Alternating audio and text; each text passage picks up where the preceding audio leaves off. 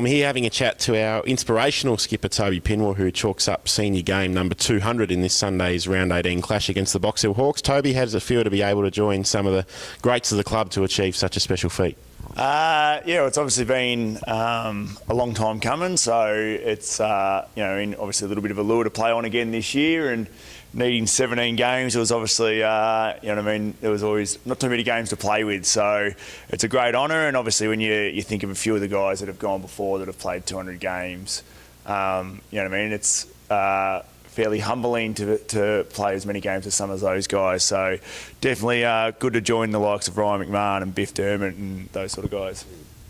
And do you want to perhaps provide an insight into some of your most memorable moments in your time here? Obviously the 2011 Premiership and being best on ground in that grand final would be right up there, but maybe even some of the teammates and supporters who have been with you every step of the way and helped you reach the milestone? Definitely. Obviously the 2011 grand final was great, but there's lots of games along the way that were really special. I was talking about with Ayresy the other week. I remember beating Sandy here by a point or 2 points early in 2008, and they'd come off 3 flags, and I think that was a game that really changed the culture of the club, and we thought, maybe we are good enough to compete with these guys and the aligned clubs. And to a lot of people that would just be another game that sort of came and went, but to us it was really changed things, and I think that was a huge turning point in the club. I guess it's just the guys you play with too. Obviously, some great mates with, Johnny Baird, as much as I hate to say it. Sam Fleming, Sam Dwyer, Chris Kane, Huey Sandilands, all these sort of guys. And guys that have, some of the characters that you come across, it's always good sitting down. They might have only played with you for a year or so, but they leave a mark on the footy club, and also yourself, guys like Dylan McLaren and David Pitt, and it's always the slightly stranger blokes that probably sometimes had the biggest impact. So, yeah. And you've stated publicly before that there's been quite a few offers come your way from suburban levels since you started your career at Port Melbourne. What is it that sort of kept you from accepting those offers and actually continue to come back for more at the Borough year after year? I don't know if I stated publicly. I think other people have. It makes it sound like I've gone around pumping it up. Look, it's just... Obviously, I've known a lot of guys that have gone back to local footy, and they all, to a man, say how much they miss playing at Port Melbourne and the VFL and the competitiveness and the professionalism and stuff like that. So I always wanted to try and play at the highest level for as long as I could.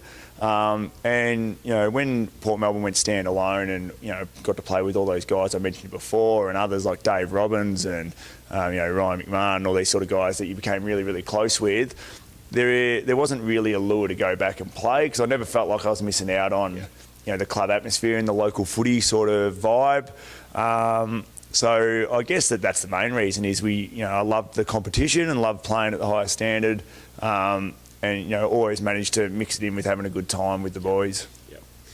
And having such a decorated VFL career, when we spoke to your great mate Kano a couple of seasons ago before his 150th, he intimated that he had received quite a bit of interest from some AFL clubs going back the other way when he was arguably at the peak of his form a few years back. Have you ever been in a position where you've fielded some similar inquiries from clubs at the highest level over the journey? Not really. I spoke to a couple of clubs when I was 18, and then you heard bits and pieces when you're playing through your career and you're a little bit younger here, but not really. I wasn't as close as someone like Chris Kane.